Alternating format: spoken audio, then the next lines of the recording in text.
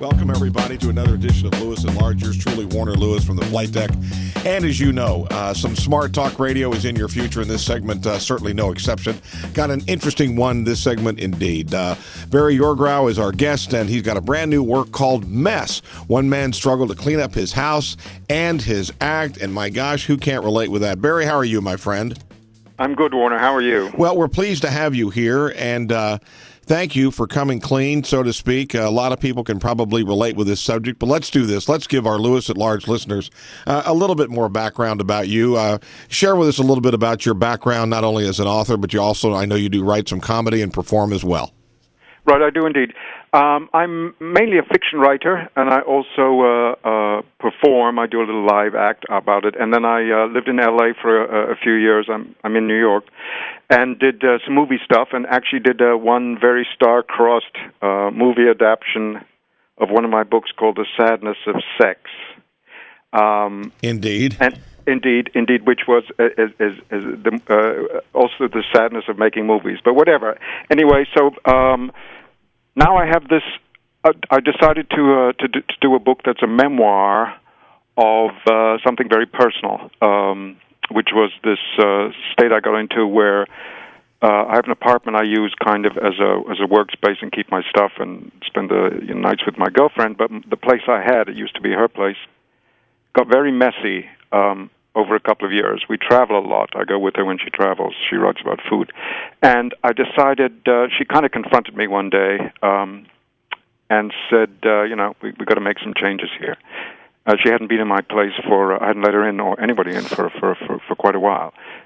So I decided to make it a project of cleaning up, of decluttering. And also I became aware that it was a really large problem socially, this whole business of clutter and hoarding, which is a more intense version of clutter. So I really decided to make it a kind of an overarching project. So this appeals to the hoarder in all of us, or in many of us, for sure. Where'd you start when you look at a place where you're living? You think, wow, where do I even begin? The different theories about it. The thing that I did was I got various people it was very difficult for me, the idea of bringing a professional in, because the stuff I have, it's not all that much. I mean, if you sold it in auction, it wouldn't be that much, but it means a lot to me. I'm someone who's very personal and sentimental about their things. So the advice I got was do a little at a time. Establish like a beachhead with someone called a hurdle, like clear a space. And work from there and get used to having one space that's clear. So that's where I began. I began with a hurdle in the kitchen. There was a shelf that was always just under debris. I cleared that up. I had the whole thing about having plastic shopping bags because those plastic grocery bags, which are just infinitely disposable. But I thought, no, this thing can be used for something. So I just, for some reason, started to accumulate them. It was like tumbleweeds on the old plains. So, and I had a lot of boxes that I thought were useful. So I was able to get rid of that stuff and turn my dining area into like a beachhead of clarity. So that stuff sort of puts a change in how a place feels. But the thing I realized, Warner, is that when you say the hoarder in all of us, a lot of the stuff for me, I eventually realized. I spoke to experts all over the place. I went to meetings. Met with professional declutterers. I spent time with the guy who in England. I'd seen a documentary about him, who's England's most extreme hoarder, which was kind of an astounding experience. Lovely guy too, by the way. I realized a lot of it comes down to personal style. And when you say someone who has clutter is a different situation from someone who's a hoarder. People with clutter, and there are a lot of us, can ultimately let go of things. That's the thing that's the stickler, is letting go. That's really the biggest issue. And a hoarder really cannot. Oh, yeah, I agree. You can get a clutterer to throw things out eventually, whatever, and to arrange. But a hoarder is a different creature, and it takes infinite patience. How many boxes? And this is a safe zone here. Remember, we're in the Midwest, so nobody will know that you know. How many shoe boxes of love letters and other romantic correspondence did you have, and B, were you willing to ultimately hold your nose and throw away? You know what? I still have those. I'll be honest with you. And one of the things is, I'm not someone who believes that throw everything out and just keep what you really, really want. For me, my history is in there. So I do a little bit of weaning, but I still have. I'll be honest with you. I still have love letters and things like that because I don't look at them, but I like to know I have them because for me, they represent part of my history, and I realize I'm someone who's very sentimental. I really like having a lot of objects around, and I can tolerate dust maybe more than the normal person. Well, not the normal person, I'm one of the people who can tolerate dust a fair amount, but I'm also fastidious, you know what I mean? So this whole business, cut and dried, throw out all your old love letters and blah, blah, I think is, I'm not someone who makes those proclamations. I think a lot of it comes down to it's just a personal style. Some people like having things around. Some people are very sentimental.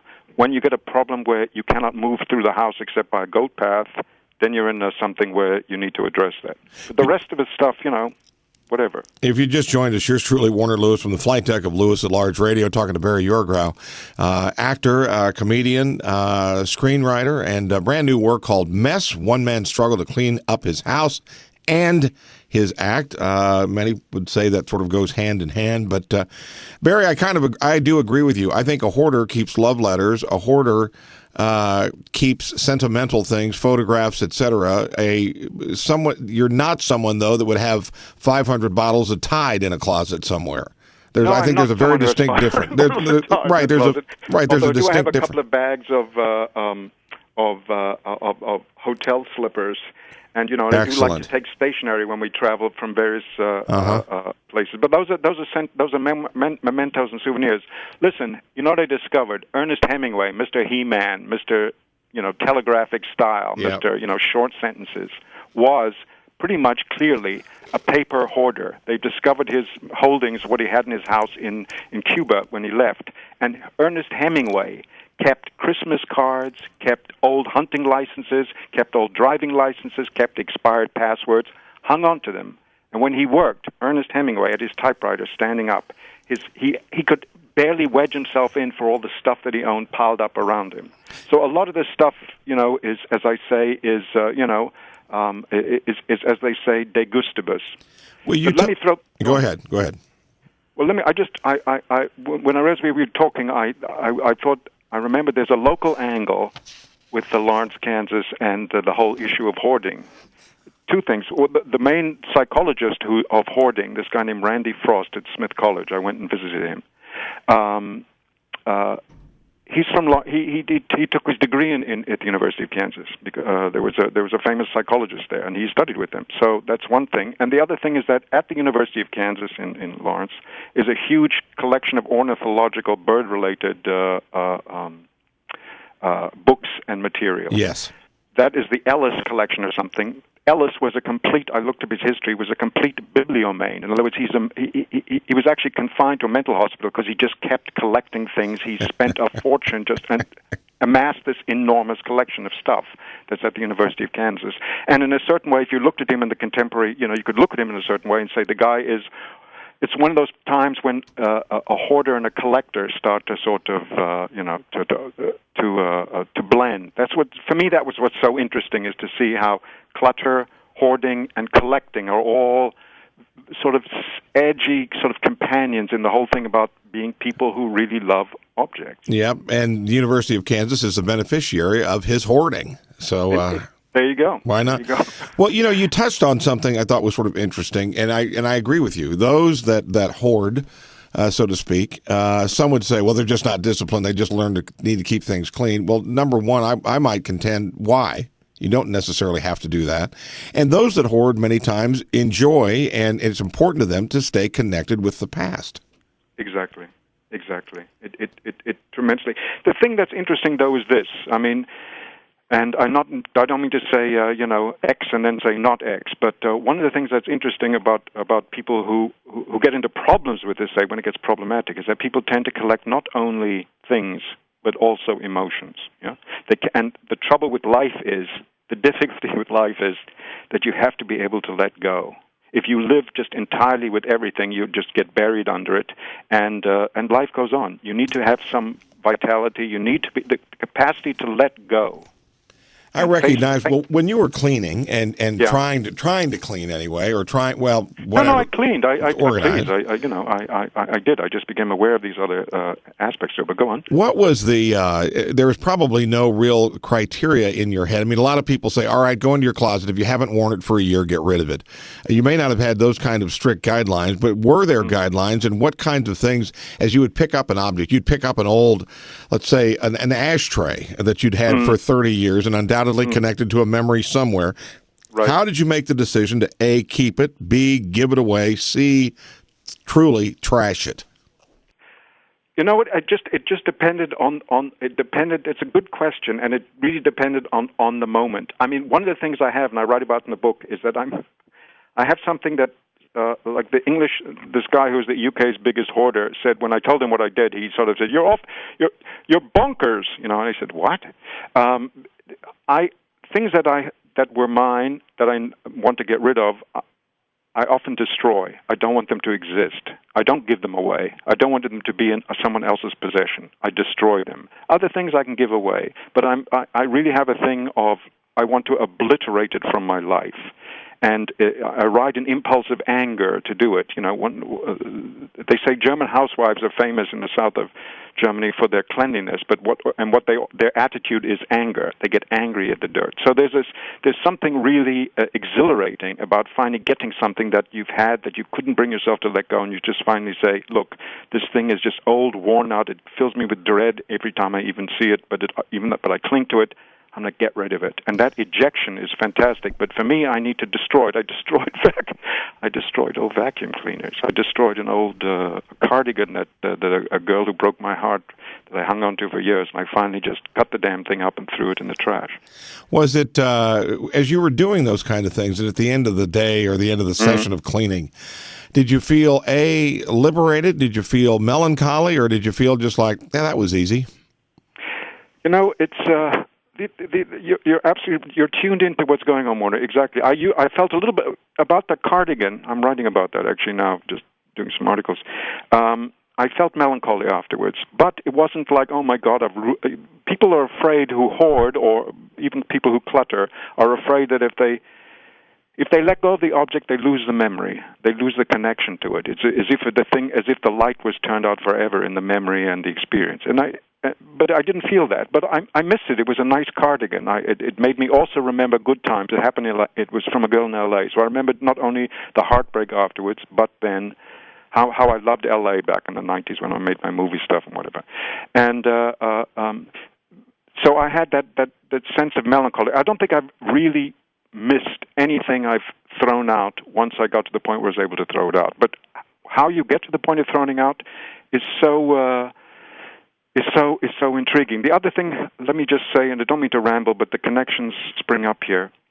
One of the things that hoarding and clutter involves is a protection against trauma. What's interesting is that people who hoard, and I would say people who have real clutter problems, report more trauma in their life than people who don't, even people with other mental issues. And the clutter and hoarding, that whole presence of stuff seems to operate like a consoling nest. And they often find that if you get rid of that clutter, get rid of that thing, clean up, the people then really start to experience post-traumatic stress syndrome that wasn't there when they had all that clutter. So it's interesting that you can't just go in and rip stuff out. You can't just say, let's get rid of this symptom. The human psyche is much more complex than that. So if we really want to get deep here, and we're getting awfully deep for at least the professional degrees that you and I probably have, but one might say almost like a dependency like alcohol or drugs or others, there is a certain amount of insulation that hoarding can do. In essence, it insulates you. Your things, your possessions, your connections with the past not only make you more whole, but they insulate you from what might feel an uncomfortable existence or environment otherwise. Listen, Warner, you're absolutely right. I mean, to distinguish whether it's an addiction or whatever, and how you treat it are complicated issues. And they think it has to do something with this guy, Randy Frost, actually developed this whole field, this guy at Smith College I mentioned. And he said people seem to may have some developmental stall. But, all mental problems, if I can put it that way, or mental complications or mental issues, have to do ultimately with trying to protect yourself from a pain that you think is unbearable. And the whole goal of all this others of any kind of therapy or improvement or whatever is to be able to get yourself in a position where you're able to face that pain without suppressing it and trying to cover it up and what have you. So and this stuff. I mean, when you one of the problems I have about the freak shows that are hoarding television. I have a lot of friends who watch it all the time. I know. I spoke to the shrinks involved. I spoke to producers of one of the shows. I didn't write about it because I just find them such freak shows. They're all about people. They get people in the worst shape who are under the gun from legal difficulties with their hoarding and stuff, and then go in and subject them to a forced cleanup and say, all right, now let's see what a freak fest we get when they do this. I'm not interested in that. I mean, it's the actual therapy work in their stuff is so intense, takes a long time, and people are just really being forced to. It's like tortoises having their shells torn off. I mean, you wouldn't expect a turtle to run around without its shell.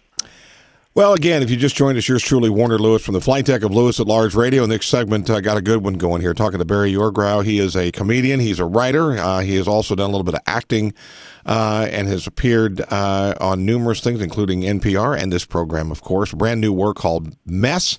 One man struggled to clean up his house and his act. Barry, what about...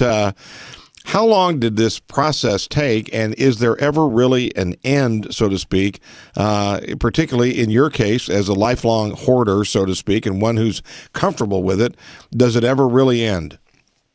Yeah, but Warner, let me intrude there. I don't think of myself as a bona fide hoarder. I mean, I had a period where it got very, got a little problematic. And it was interestingly after my girlfriend had some health issues that reawakened, that were really sort of catastrophic. Thank God it all worked out fine. But that kind of threw me into a tizzy and reawakened a lot of other traumas that I'd gone through. I don't consider myself a hoarder. I mean, if you walk to my place, you have no trouble, moving around, whatever. I do have clutter issues, and I do get emotionally, very attached to things. But I'm also a fastidious guy, as a lot of people who hoard and have clutter issues are also. They're kind of perfectionists. I've just reawakened good habits that I had that I lost for a while, and now I've regained. And I think people with clutter issues can certainly manage, with the help of peers like them, or with the help of someone that they trust, with the help of a good shrink. Can certainly manage their clutter.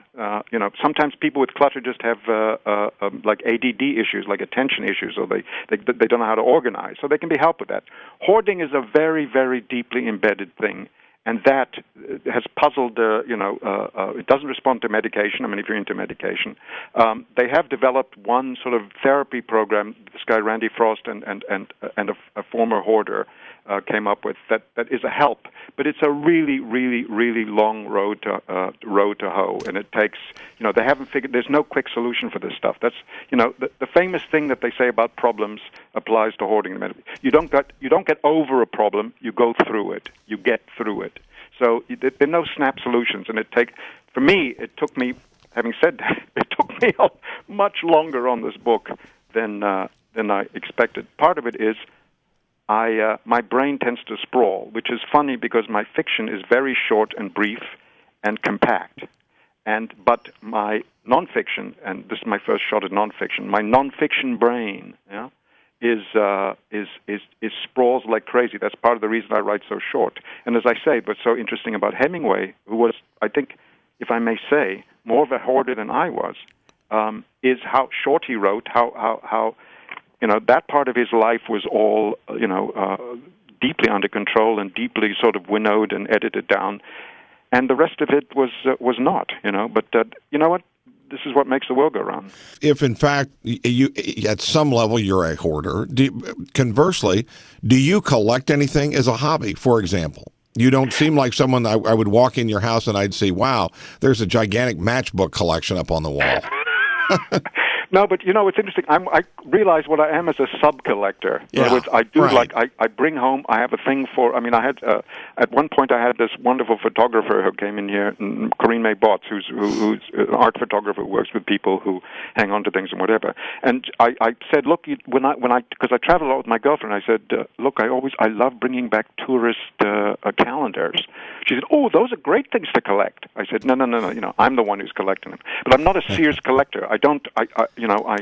I like what attracts my attention. I think I have an interesting eye, but I'm not someone who says, oh, now the Barry Yourgau collection off. We were just in Istanbul now, well, my girlfriend and I, we have a little place, as I said, and we met some people who collect implements related to coffee making. They have a staggering collection. A lot of it is Turkish, but a lot of it is also European, of like little espresso cups and coffee paraphernalia. But they are real collectors. They just buy, organize. They had a show at the Topkapi Museum there and whatever. But again, there's this little edge of hoarding. I said, do you have everything organized, or is it there are things hidden away that you can't see that are just in the closets? She said, oh yes, when we in our old house, you couldn't get through the living room.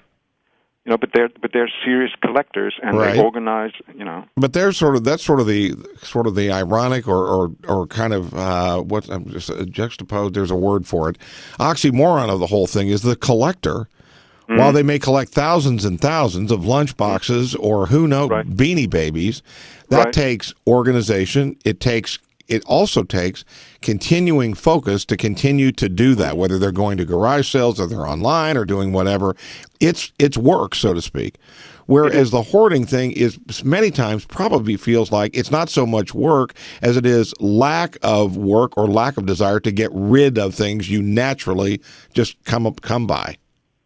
Yeah, but indeed, I would go further, though. One of the things that also distinguishes a collector is that they're looking to complete a collection. So they'll say, oh, I got this piece, but now I see that piece that is better. I'll get rid of this piece I have here. I'll trade it to you for that piece. A hoarder. Think of a hoarder as someone who takes in everything and never lets anything go out. Once it's in the charmed circle of their possession, they will never let it go. So they're not... Sigmund Freud, for instance, the old, our old friend, was a famous collector of statuary, a voracious collector of statuary, but a passionate one. But he would, interestingly, he never wrote about it. But he was, he had a passionate attachment. But he would get an object, he would look at it. He was surrounded by these little statues when he wrote, but he would trade. If he saw something better, he would take that, and he had an organizational focus, and that is one of the things that distinguishes a collector from a hoarder. A hoarder will say, I've got 30 of these, I have no problem having 75, whereas a collector will say, I got that, now I need this instead. You know what I mean? So you had no desire to trade your cardigan for another one. Would you trade your life? But let me tell you this, I have to ask you a question, because one of the things I did when I did this book was it kind of sprawled. It made me investigate all these associated areas. So I wanted to see what psychologists thought about hoarding, and then I discovered that the field of psychology was a lot more complicated and different from as I remembered it when I was looking into it 10, 15 years ago. It's being dominated by these cognitive behavioral people, and I found, to my astonishment, that there were many psychologists who don't believe in the unconscious anymore. So let me ask you, do you believe in the unconscious? 100%. 150%. Well, there you go. That's good to hear. Yeah, there are a lot of people who do not. And there's psychologists. I mean, they dominate the field. They do not believe in the unconscious anymore. Well, unfortunately, we have hoarded as many minutes for this interview as we can, but it has been a good one indeed. Barry Yourgau has been our guest. The brand new work is called Mess, One Man's Struggle to Clean Up His House, and it is published by Norton. And again, very pleased to have you on. Barry, how can people find out more about some of your prior works and also maybe get a copy of the book? Yeah, sure. The book is available, online. Its pub date was August 10, so it'll be available through the usual sources at your local bookstore. Support them, or Amazon, or Barnes & Noble, or IndieBound, or whatever, online.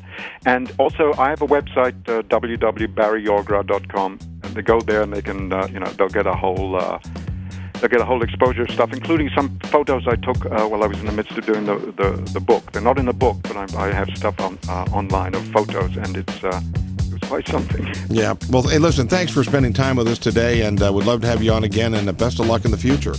Thanks so much, Warner. It was a pleasure talking to you. You bet. We'll be back with more right after this on Lewis at Large.